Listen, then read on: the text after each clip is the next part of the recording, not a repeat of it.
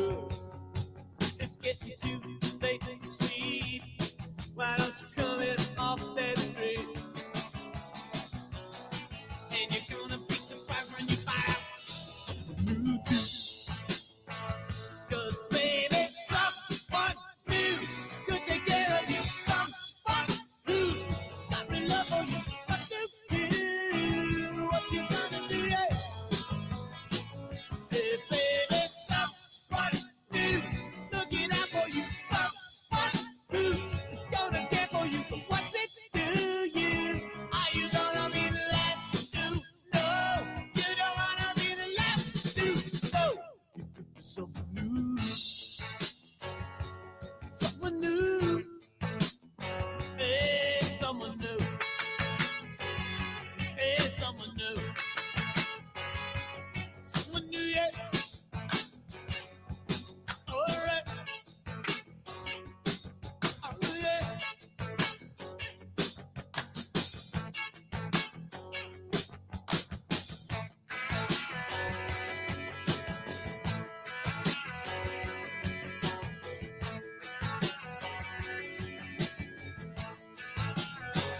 Could be someone new, yeah.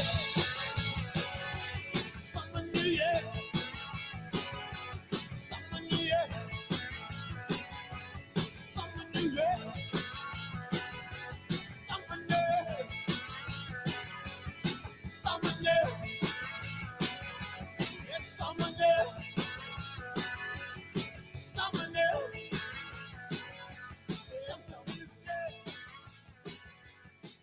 new, yeah.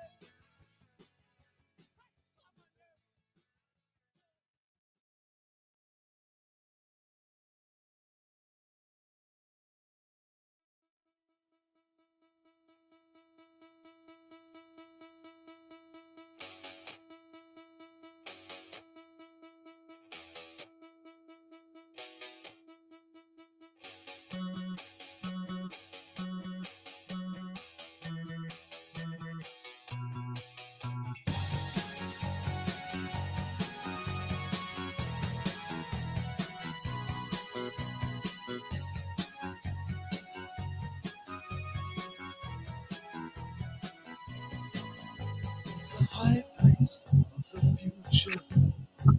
Controlled experiments are its specialty. Sewing up questions with mental sutures, trying to make some sense out of reality. A Renaissance man, tearing himself from the rock. Renaissance man, tearing himself from the rock. Some star stuff that he's made. It's the cosmos that gave him life.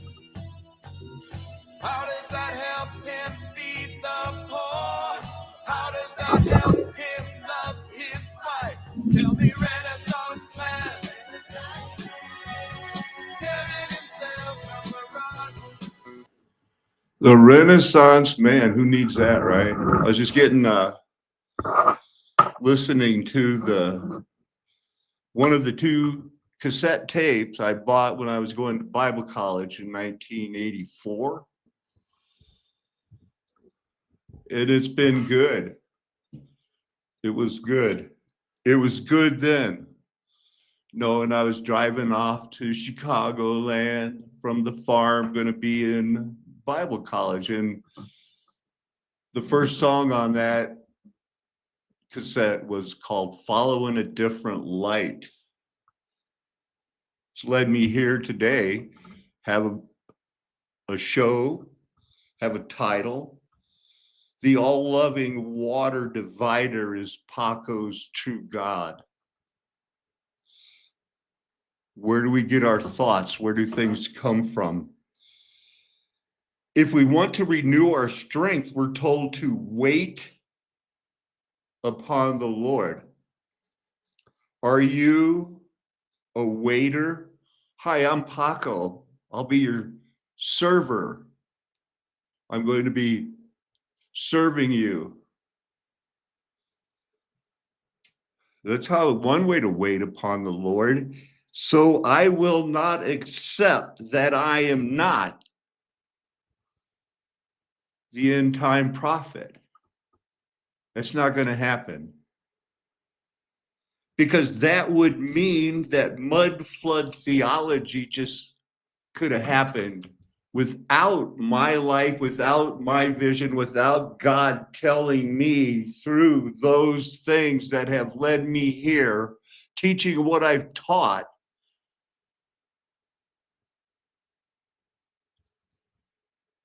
Flat Earth Nation, Golden Age past. Oh, don't mention ivermectin or you're going to have to hit the road and come back with mud flood was Armageddon. But it's all true. Those were dreams and visions from someone that's not a charismatic. And I will not accept that I am not the end time prophet or one of the important end time prophets. Here's why. Here's why, before I show the disclaimer. Let's look at the first verse I have pulled up here. Amos chapter 3, verse 7. I don't know why. Did I say verse 10?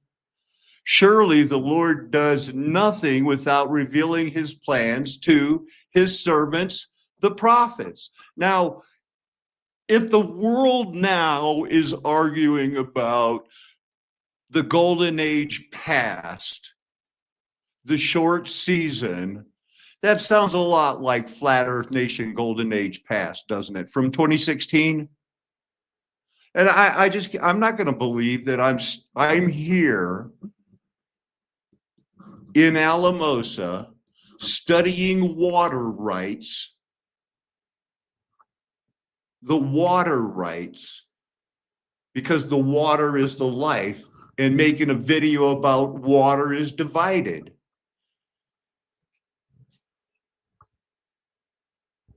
Yeah. That happens. It is going to be a small, narrow road. Yeah. Am I happy there were 7, now there's 5? No, I know there'll be a few more, but this is not a clickbait day. This is not a clickbait time of life you're living in where you're worried about the price of eggs. Let me tell you something. Your grandma and grandpa didn't have to worry about the price of eggs most of the time, but they were being used. Your mom and dad didn't have to, because that was the plan then. Now, buckle in. Stick around. I guess I should show a disclaimer or something here because I'm all worked up. I am all worked up. And I'm going to settle down.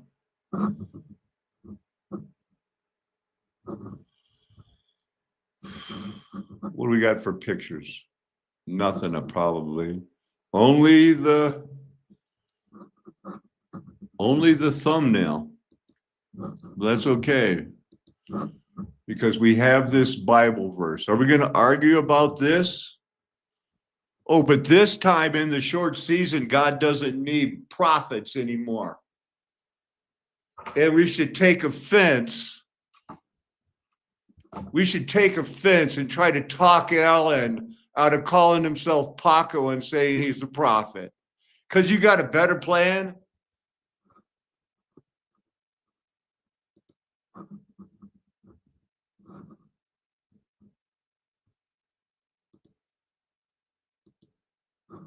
I'm looking at this dry land. He said, let it appear. What?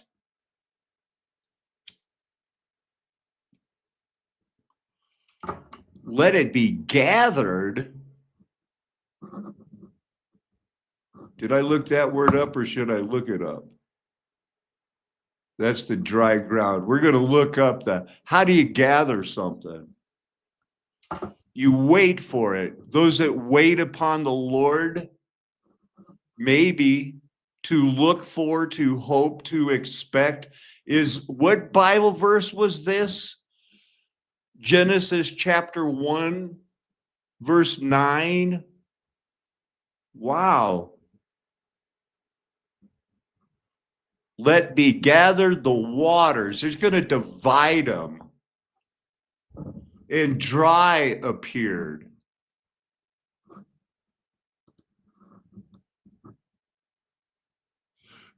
The all-loving water divider. It doesn't say that the water was created. What do we think we know about water? It's two gases, hydrogen and what they call oxygen,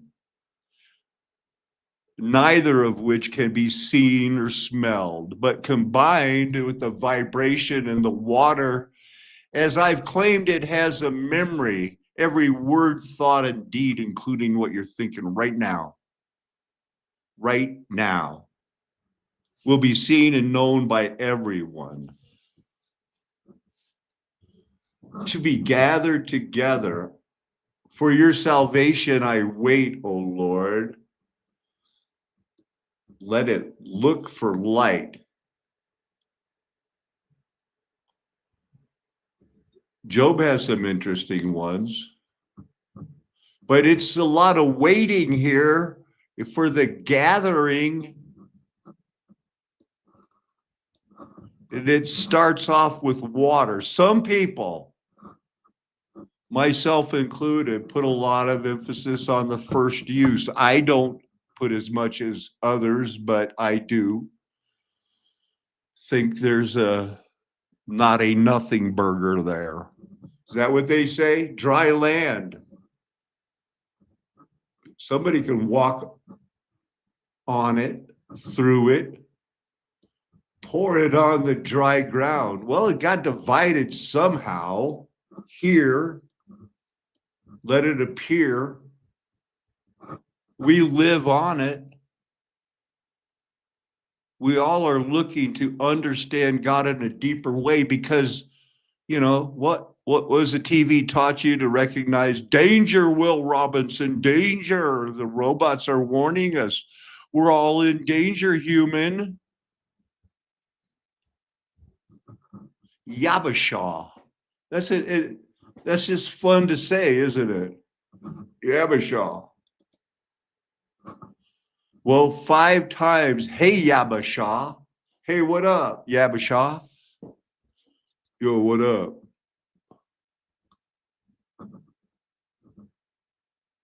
Let it gather that dry ground. And then Jonah uses it. So it could be a beach. It's a solid.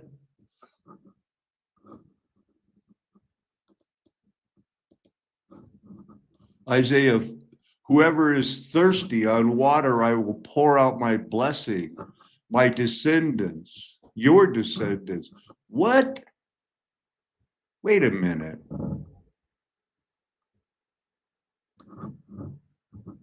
The dry ground will pour out my spirit? The Yabashah is going to pour out? Or I will, on the dry ground, my spirit, your descendants. What is it? So there's Yabashah.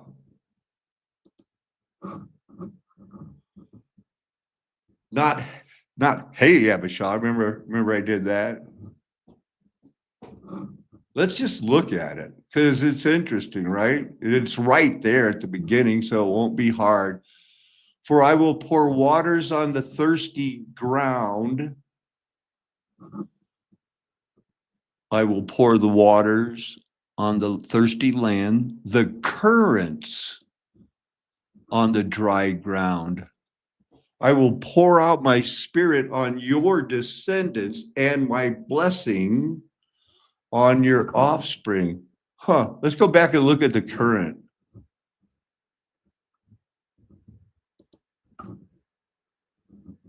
Floods. Your offspring. Pouring must be the,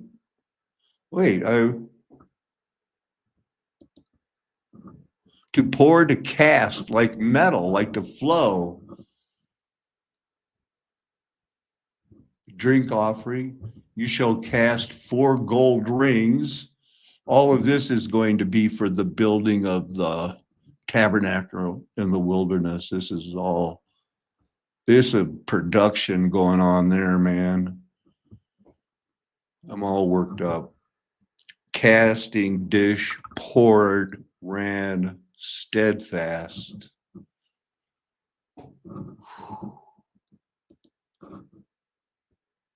So here's another one I wanted to look at. Look at all of these equivalents from this Hebrew word to the Greek word.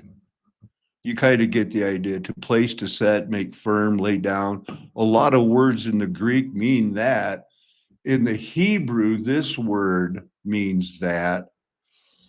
Oh, we were looking at that. Pillar, poured, cast, melt. Job.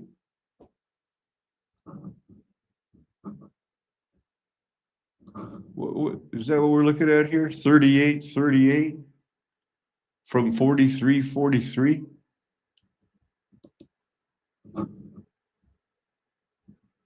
So this is the Hebrew word for these Greek words.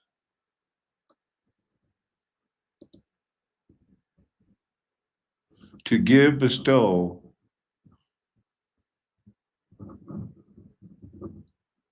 Wow.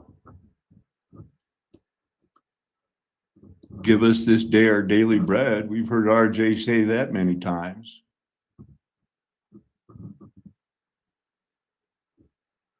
Okay. Well, you know, this is going to be just a quick show here about the water divider. He's the God we should serve. Here's this verse about being gathered. The heavens be gathered into one. That, again, so before we get looking at a couple of videos, that is the wait for. Service and waiting. The heavens were gathered together. He was awaiting and unvoiding it, revoiding it. You know, I got some things going on here, but I don't got it all. What is this? How America divided who gets the water?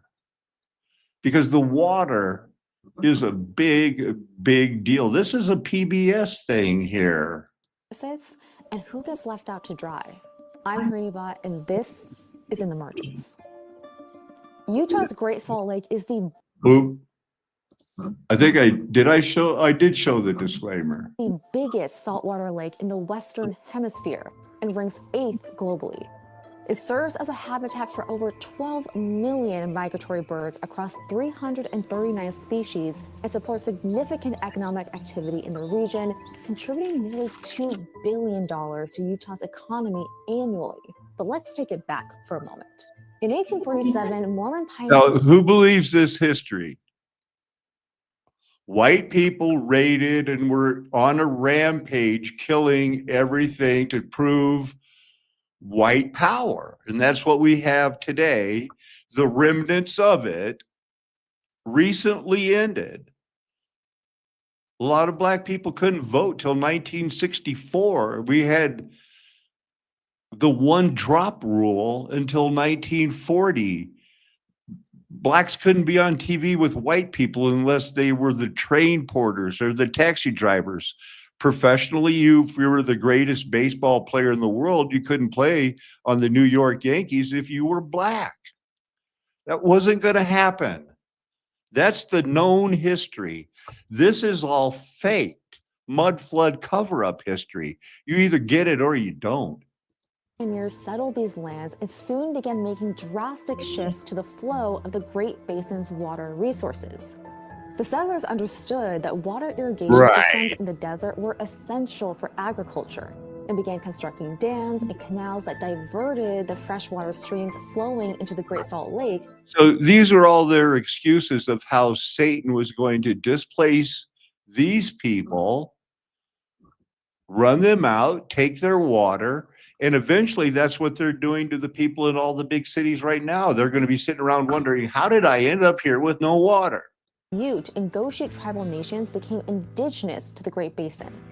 For thousands of years, these nations honored, protected, and stewarded the lake's resources through sustainable and communal practices. By relying on natural seasonal flows and avoiding modifications of waterways, they preserved biodiversity and ensured long-term access to clean water, nutrient-rich plants, and thriving habitats.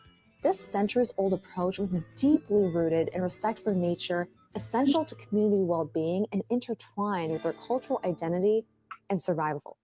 But with the arrival of Mormon settlers, competition over water, land, and food. Right. We're going to skip to this part because these are the people that they said, that's not your water. But they go, we've been sharing this water with everyone for hundreds of years since the reset in 1711. Well, in the early 1900s, it's time for you to die. Both of which led to mass displacements of indigenous peoples. And then there was the Bear River Massacre of 1863, where militiamen killed at least 250 indigenous people of the northwestern Shoshone over access to the many resources of the Cache Valley. Many historians call it the deadliest attack on indigenous people in one of the many. Well, that's okay.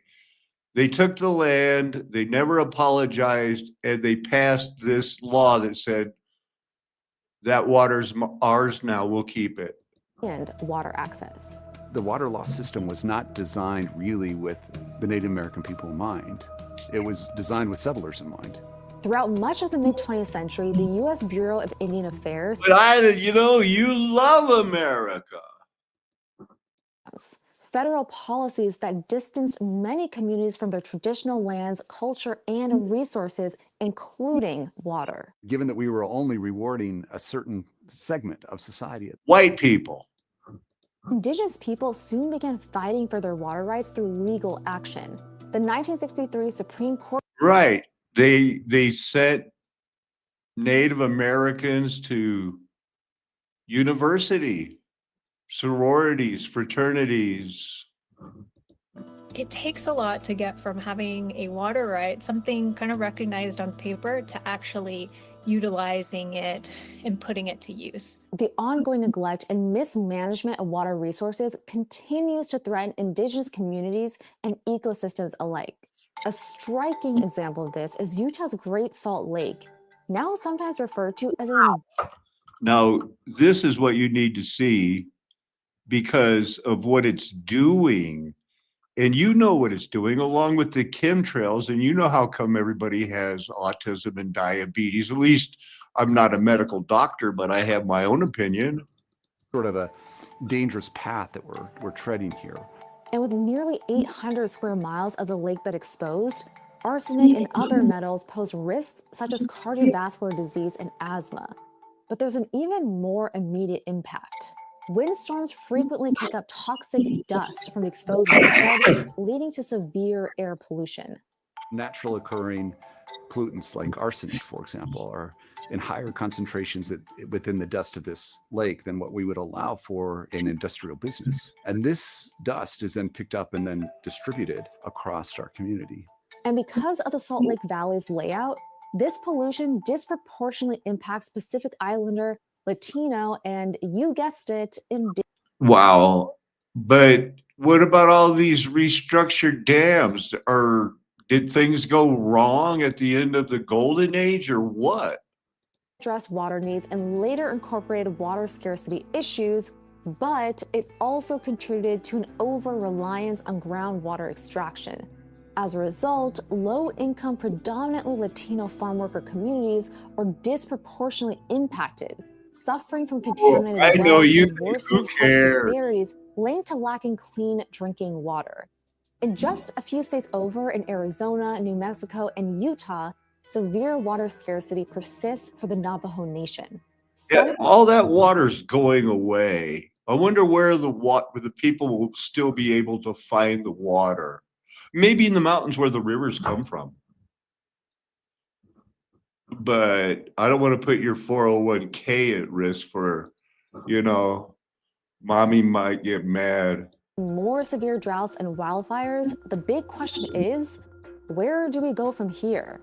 Well, we might not have to look too far for a possible answer. Oh, There has been a shift to recognize the importance of traditional knowledges, this understanding that you should be in relation with our relatives in water, the land, the earth, other species, that it's a relationship that we hold. right. And what is, look, the world's plan is too little, too late.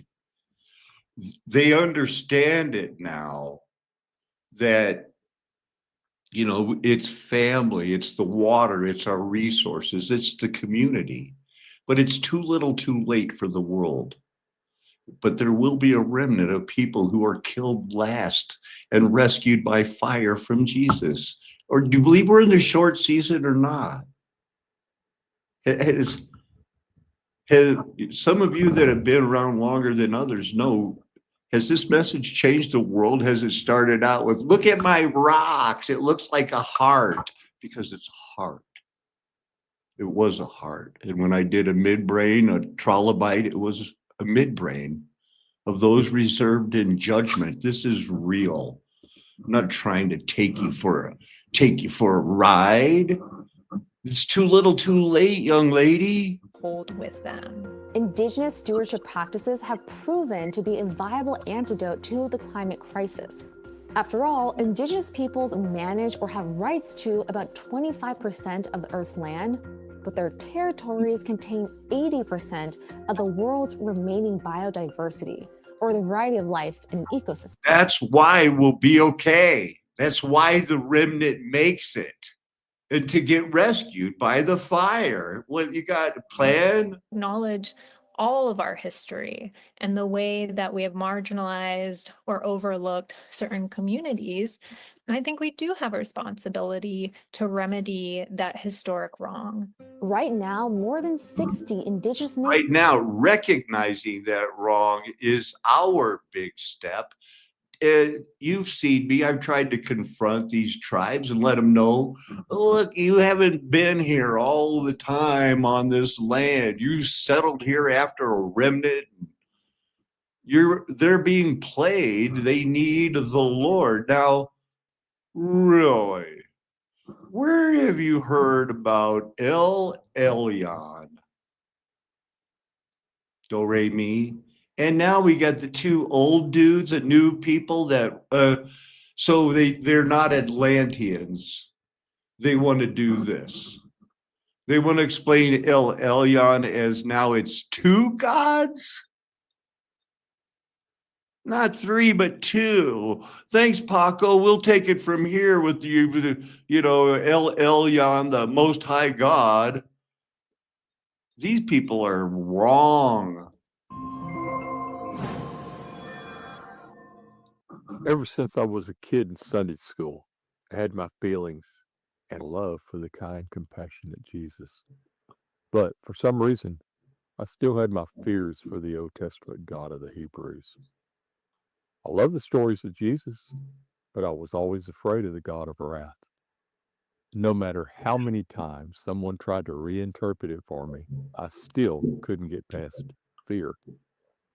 In my mind, the good father that Jesus was talking about had to be somebody else. Who knows how we evolved from fear to love, but I've always wondered. So at times over the years, these kinds of thoughts made me doubt the entire book.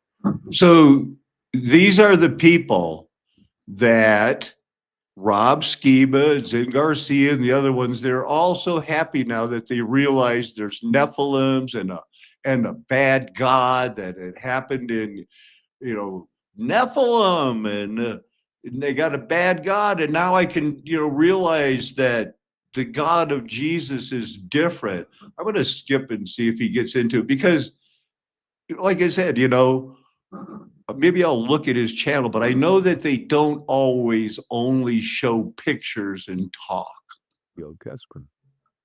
And all this information was starting to paint a new picture. In the search, I found that recent archaeological, biblical, and extra-biblical research has led scholars to state that the original God of the land of Israel was in fact the Canaanite deity El Elyon. I felt that El Elyon ruled the Canaanite pantheon of gods and goddesses with wisdom and compassion. He didn't use force nor fear like the war gods did. The Canaanites always turned to El Elyon for forgiveness of their sins. I thought this El Elyon sounds like a real father to me. In the ancient Canaanite religion, he was the father of the divine assembly. That same You see? You see where this is, where the wide This is road gonna will blow your take it? mind. Ancient creation myths are like the original bedtime stories. Let's dive in. I guess maybe he is a talker. El and Yahweh. Okay, so this is his thing. I thought this was a relatively new thing.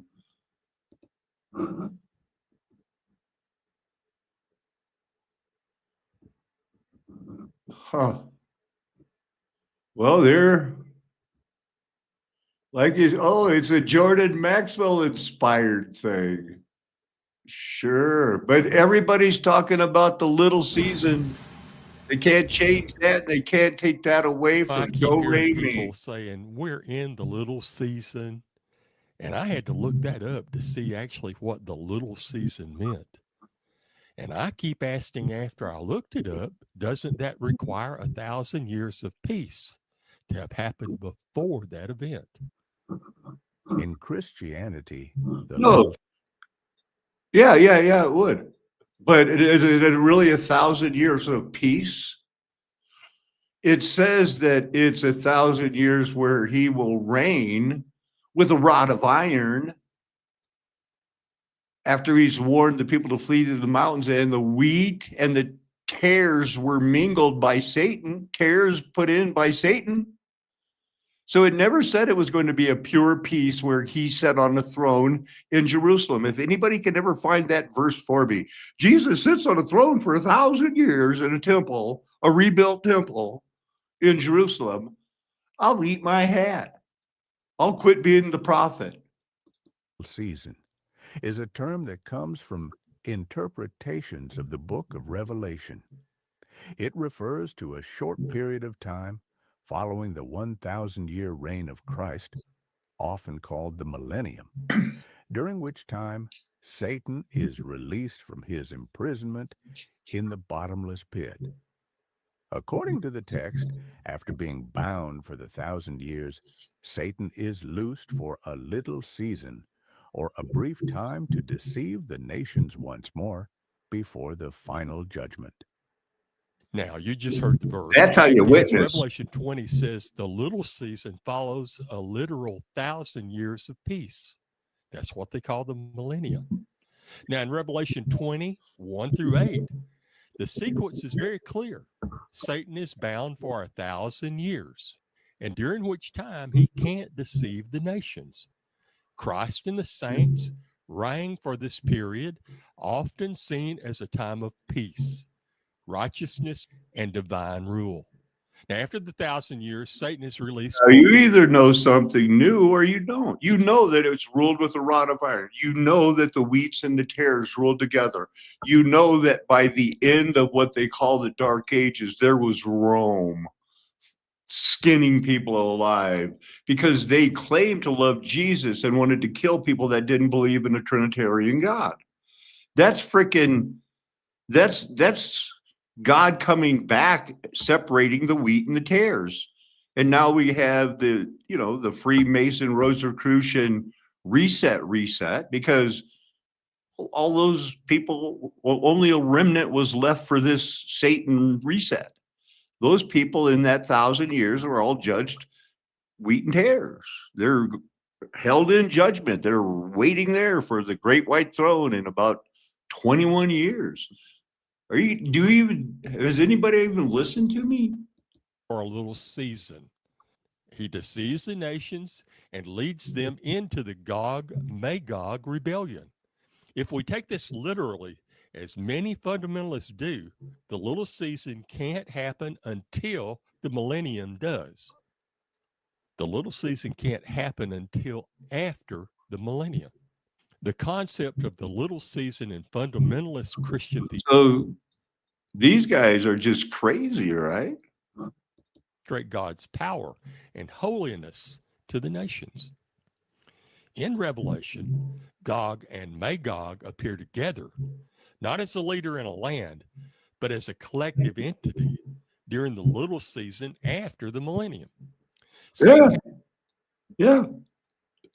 They're going to gather together and try to stamp out everybody that maybe doesn't want the jab or some other anything to do with their, restructuring or whatever's going to be happening here. And, something bad's happening right now. So when there's this much pushback, sovereignty, because in both Ezekiel and Revelation, emphasis that God orchestrates these events to display his power and judgment. They illustrate humanity's persistent defiance of God, even after divine blessings, like that 1,000 years. all right, let's just quickly answer some of his arguments. And we'll go to the book of Revelation to do it. And we'll show, in less than 5 minutes, the part that they never talk about, the part that I talked about, because the Lord said, hey, read this like, the golden age is past, flat earth nation, golden age past. Okay, I will. And so I did. And I find this part here. Here comes Jesus, These are the true words of God. He's the rider on the right horse, right? This is it. King of kings, Lord of lords. He has a name that nobody knows. Angels are standing there. And the beast and the false prophet was captured. The beast was captured along with the false prophet. Satan's there. Forget these chapter breaks. So the beast and the false prophet are captured because they had performed signs and they had got people to take the mark of the beast and worship the image. And they're thrown alive into the fiery lake of burning sulfur. Part 1. The rest of them are killed by the sword, but Satan is ordered to be bound by this angel with a great chain in his hand and throw him into the abyss. Go to the abyss, Satan. So that angel was there like, oh, that's why I'm here. Yeah. Seize the dragon. Who? The ancient serpent. Who? The devil. Satan? Yeah, Satan. Okay. So he grabbed him and he bound him for those 1,000 years. And he did what he was told. Throwed him into the abyss and shut it up, sealed it over him so that he could not deceive the nations for 1,000 years. So there were no nations. There were all these kingdoms. Remember that Bavaria, I think, had 3,000 kingdoms. Every city was a kingdom. Every mountaintop was a tribe kingdom. And the wheat and the tares grew together. And after that, and here's where it says, the souls that had been beheaded for their testimony, the first resurrection, they were the ones talked about in Revelation, waiting on the throne. How long until we avenged it? Well, until everybody that has been martyred, all the people that haven't received the mark and are going to be saved. Now, that is it. They rule and reign with him in heaven. Christ reigns from heaven. There's never a mention anywhere ever about these saints come down and they rule while Christ is sitting on a rebuilt throne. That's total myth hypothesis. That is speculative fantasy, pure fiction of people who think maybe I'm a Jedi. But verse 7, so the 1,000 years get completed and then Satan is going to be released from his prison and he's going to do all that Gog Magog stuff. And then when it's over, the devil finally, remember that serpent, Satan, who deceived them, was thrown into the lake of fire, into which the beast and the false prophet have already been done. that's the timeline. That's the timeline that everybody goes, okay, now I get it. Except the people like those two old dudes here, you know, go crazy for the El Elyon, but realize he's not the God of the Old Testament. And they make up some of that, the craziest stuff about him being Melchizedek. And I don't even think they say You his shall name inherit right. all the nations. Now, for some reason, this verse says that El, after judging the other sons, gave all the other nations to Yahweh. Boy, those other sons must have been extremely bad. Boy, oh boy, is that an understatement? We're going to not find it. So there's some reason I looked up electric divider. What was I looking at? Electric dividers. Okay. It's still, this term is still unknown. Where it looks like a Y to us, represents the propagation constant, still unknown. That the waveguide extends to infinity, still unknown. Helmholtz's equation can be rewritten to accommodate such form, and the resulting equality needs to be solved for this again and that, yielding in the end an inline value equation for that thing and corresponding to this for each solution of the former. Wow. So here they're going to have it just, you can rewrite it, right? It can be rewritten here to accommodate. And that surprised me because right up here, they were rewriting it again when they needed to get the first frequency. And I was just thinking, how many times are they going to do it? And what is a waveguide? And that they can't, so it is that electrical resistance thing, and it's not solved. And they rewrite it any way they want it. It's their way of admitting, we don't know how we inherited this. There's your waveguide, flexible waveguide. This is, I guess, what is it, math? Waveguides. You know what else is a waveguide? Well, they used a waveguide sounds for this. The Malaysian Airline Flight 370 again. Yeah, that. No. Well, kinda. The SOFAR channel is in the ocean, and it acts as a waveguide for sound. It can carry underwater sounds hundreds of miles. Look at it. It just goes and goes and goes. It's a mixed layer, but the ray paths lose energy with either surface or bottom reflections.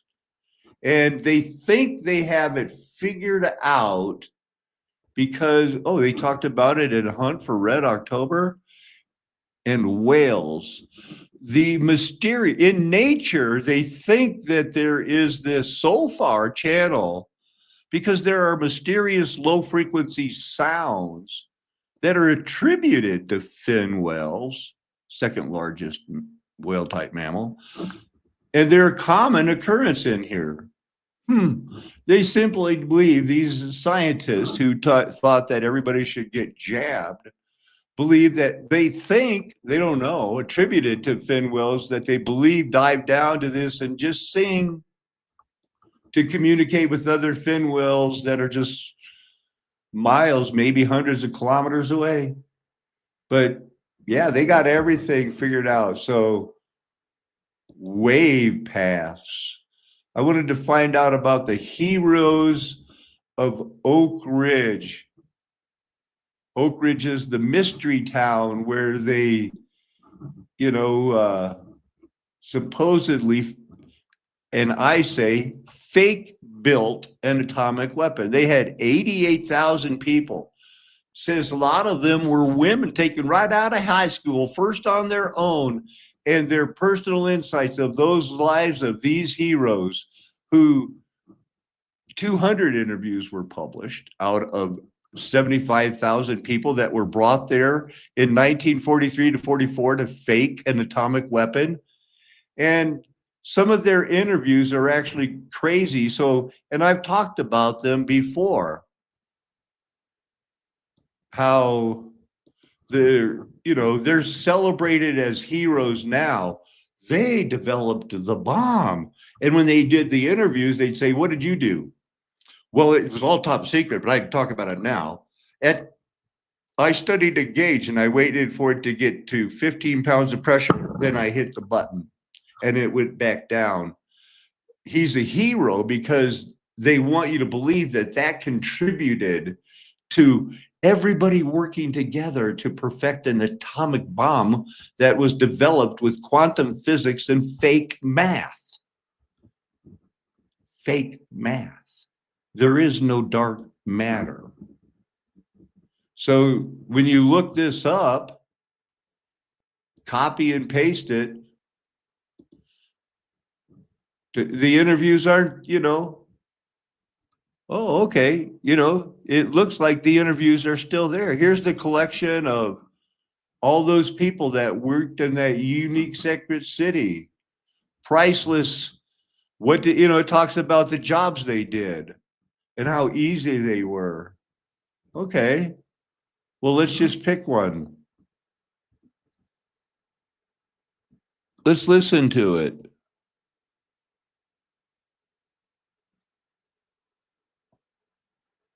Oh, I was going to pick out a couple of my favorites for you where I did this for a year and a half and I'm a hero. Then I got a good job because you were probably a Freemason or a fraternity, or it's not going to load. None of them load. We can't study what they did to be heroes anymore.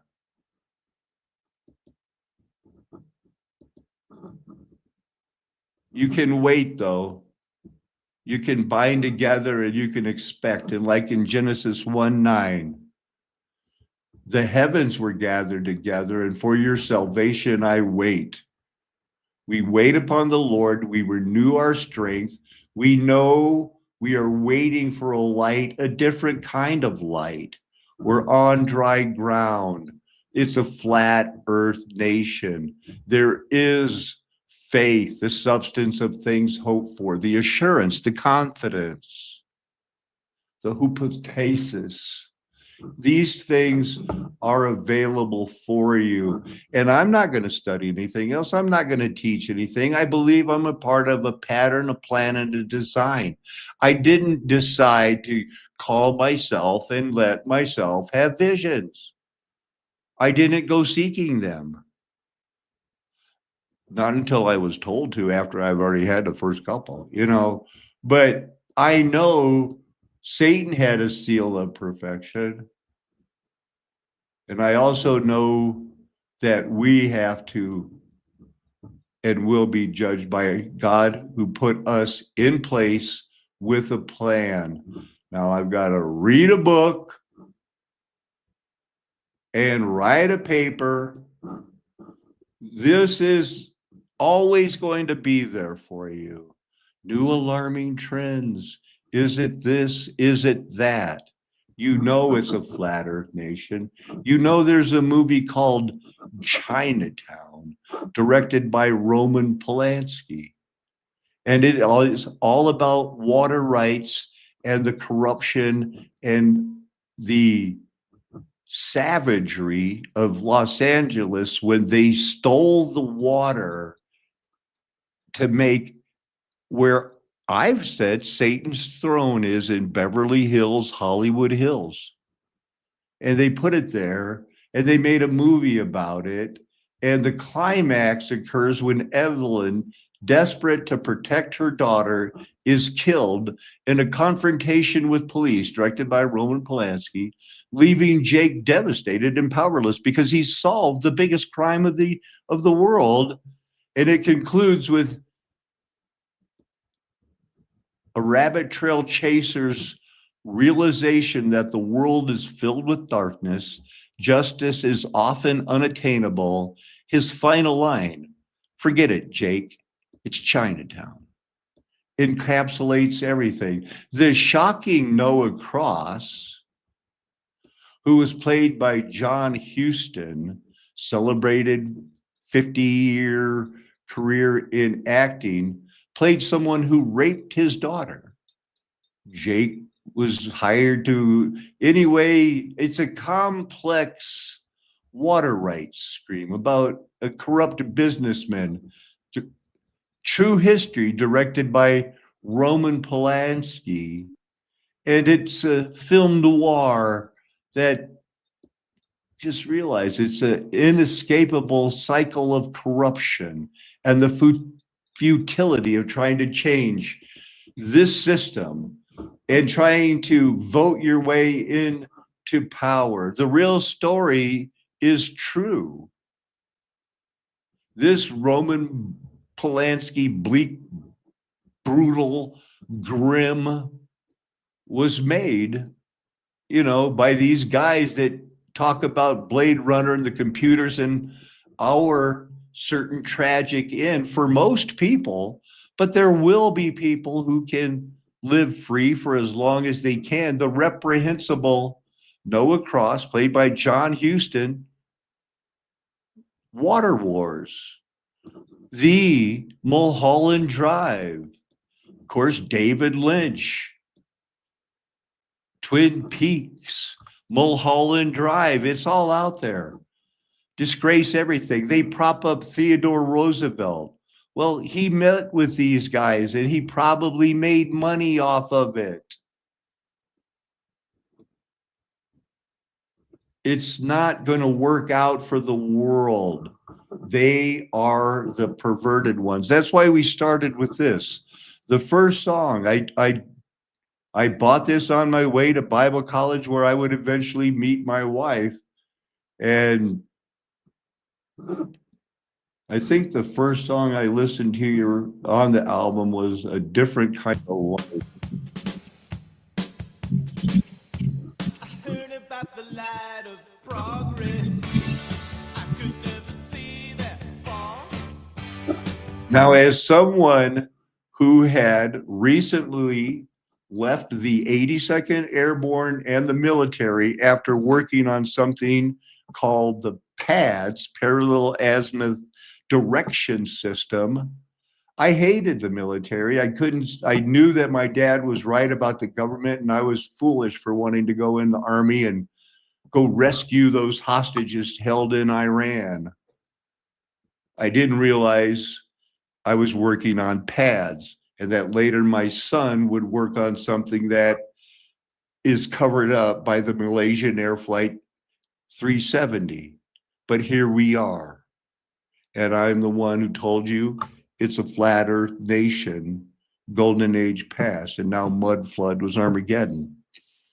And I'm going to keep it up because me and my friends are never going to tell you anything else. Why would we? We're trying to prove we have your best interest at heart. Amen. Hallelujah. Aho. Aloha. Arrivederci. Ciao. Sayonara. Auf Wiedersehen. Nakame. Adios, amigo.